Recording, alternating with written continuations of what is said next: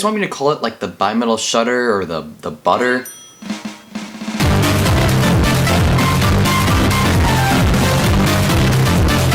We'll keep it at Bimetal Shutter. Hey guys, hope everyone's day is going well. Today I've got a very exciting yo-yo to review, and it is none other than the Bimetal Shutter. I'm going to start this review off talking a little bit about the history of this yo-yo. Alright, so when Yo-Yo Factory first announced that they were going to produce a Bimetal Shutter way back when, I think the entire yo-yo world was shocked. And I mean, it makes sense. For a lot of us modern day yo-yo players, the shutter was at some point in our possession. I think for the majority of yo-yo players nowadays, we've either tried out a shutter, owned a shutter, or currently own a shutter or many shutters. For a lot of us, we just have like history and experience with the basic shutter. And after being teased with the bimetal styling of the normal shutter, it was actually pretty cool to think that Yo-Yo Factory was actually going to make a bimetal shutter yo-yo. So we waited, and the price was announced.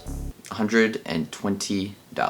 Bangs, bangs, bangs. $120. That is a lot of money. And so a lot of people lost interest after seeing the hefty price tag, which is understandable. Now, although some of the hype was lost, there still was a lot of interest in the bimetal shutter. I started getting message after message asking me to review the bimetal shutter or do a video on the bimetal shutter. So I saved up some money and I pulled the trigger. I spent $120 plus tax for this yo-yo right here. Now, I actually did an unboxing video and first impressions on this yo-yo in a different YouTube video, which you can check out right there. Highly recommend you guys check that out because it shows kind of like my first impressions and first throw with this yo-yo. And so now I've had this thing for about 2 months and I've formed some pretty concrete opinions. So to start this off, I'm going to put the specs on the screen of this yo-yo right here, and afterward we'll take a closer look at the yo-yo and I'll point out some key features. So let's begin. Here is the bimetal shutter in all of its glory. So let's go over the specs first. In general, this yo-yo is a bit on the large side. Both the diameter and width are a little bit larger than the standard. The weight is also a bit on the heavy side, coming in at 65 grams, but just a little bit on the heavy side. Finally, I want to point out that the body of this yo-yo is made of 6061 aluminum and has stainless steel rims. The shape of the bimetal shutter is nice. It's wide, it's curvy, and catchable. We've got this kind of rounded shape with a deep cut, which leads to another slope, which leads to the bearing. It is very reminiscent of the original shutter, as it should be, but not exactly identical by any means. The cup of this yo-yo is really pretty standard with a flat center and some engravings. Right now, I don't want to compare this yo-yo too much to the original shutter or the shutter wide angle, because I'm saving that for another video. So let's just look at the bimetal shutter independent of any other yo-yos for now. Overall, the look of the bimetal shutter is pretty dope for the most part. It's flashy, eye-catching, and pretty reminiscent of the OG shutter. Alright guys, what you've all been waiting for, how does this yo-yo play? And oh my gosh, I don't even know where to start. It's good. It's pretty darn good. This yo-yo plays in a way that you would not expect. When I picked up this yo-yo, I had quite a few expectations. First and foremost, the yo-yo had to be good in general. I mean, I was paying $120. It had to be good. I expected it to play a lot like the normal shutter, but with more rim weight and stability. I expected it to play pretty light and nimble on the string, since that was how it was described in promotional videos. And now, after 2 months of owning this yo-yo, I can confidently say some of those things are true. So let's get the basics out of the way. This yo-yo is really freaking rim weighted. It's just a fact. The bimetal rims on this yo-yo are thick, and as a result, when you throw this yo-yo down and get it moving, you'll just feel a lot of rim weight. That's just the way it is.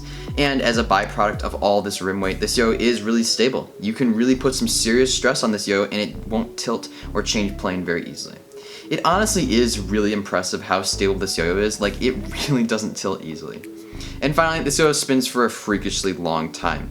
You can perform some pretty long combos on this without having to worry about the yo-yo dying out. Alright, so let's take a step back. We've established that this yo-yo is rim-weighted, stable, and long spinning. But in reality, that kind of like describes almost every single yo-yo in this day and age, so let's dive a little bit deeper. Lots of players like to talk about whether or not a yo-yo is more on the heavy side or more on the floaty, and the bimetal shutter is definitely one of the heaviest yo-yos I have ever played with in my entire life. However, that's not necessarily a bad thing.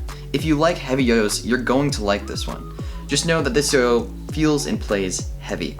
And it really is interesting. I mean, statistically, this yo-yo doesn't have like a crazy heavy weight. It's just a little bit more heavy than most yo-yos. And it's all about the weight distribution and placement and size of the bimetal rims that are gonna make this thing feel so heavy. On the string, this yo-yo has a ton of momentum, so when it's going, it's gonna take a lot more effort than normal to stop it from moving in one direction.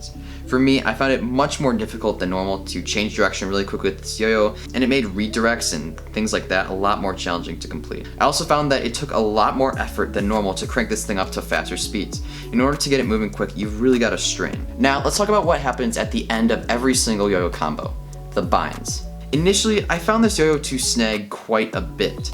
Even with some pretty simple binds, the yo-yo would still snag up. However, with a little bit of breaking in, this yo-yo did just fine with binds and eventually stopped snagging. Regens in general were pretty good with this yo-yo when it doesn't snag, so I'd give that an okay.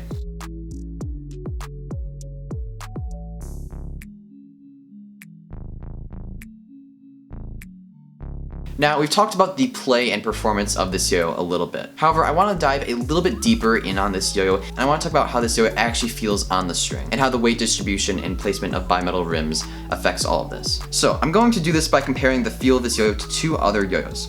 And as a result, if you have tried either one of these yo-yos or own either one of these yo-yos, you will have a pretty good idea of how the bimetal shutter will play for you. I would compare this yo-yo to both the CLYW Blizzard and the Duncan Grasshopper GTX. Here's a few characteristics I found common in both the bimetal shutter and these yo-yos. First, they all have this like almost chunky shape, the bimetal shutter being a little bit wider with some rounded edges and in general just like a pretty comfortable feel in the hand. These yo-yos all have a ton of rim weight that is ever present when you throw them. These yo-yos also perform very tight binds, sometimes a little bit too tight when they snag. And these yo-yos also have a very satisfying feel with each throw and catch. They grip the string really nicely and you can really throw them down and it'll feel super satisfying each time. And that's a topic I want to elaborate a little bit more on with these yo-yos. One quality that I find extremely attractive in these yo-yos is how they feel when you release the yo-yo from your hand. Some yo-yos don't really grip the string very well, and when you throw the yo-yo down, it kind of reaches the end of the string super fast and it hits the bottom of the string with a jarring kind of like thud that doesn't feel great in your shoulder and arm. With these yo-yos, I'm pleased to say that they feel great when they reach the end of the string. They're actually super satisfying to throw and generally just feel really nice. A+ on that. Alright, so we're getting to the end of the review and there's one last topic that I'd like to talk about. The price. $120. Let that sink in. $120 for this yo-yo. It's a lot of money, and I spent that money. So here are my thoughts on the price. First and foremost, it's too much. Yes, this yo is great. It's super stable, it's really satisfying to throw, and it'll perform all of your extreme tricks. But for a 6061 bimetal like this, $120 just feels like a lot. Most of the extremely premium and expensive bimetal yo-yos sort of justify their high price tag by using extremely premium metals and parts. You know, they'll feature special bearings or titanium axles or higher grades of aluminum with bimetal rims. But the bimetal shutter is only 6061 aluminum. In addition, this yo did not come fresh out of the box being super smooth, and it still isn't smooth. One characteristic that doesn't necessarily affect performance too much is the smoothness of the yo. And as I mentioned in my unboxing video, this yo did not come out of the box very smooth.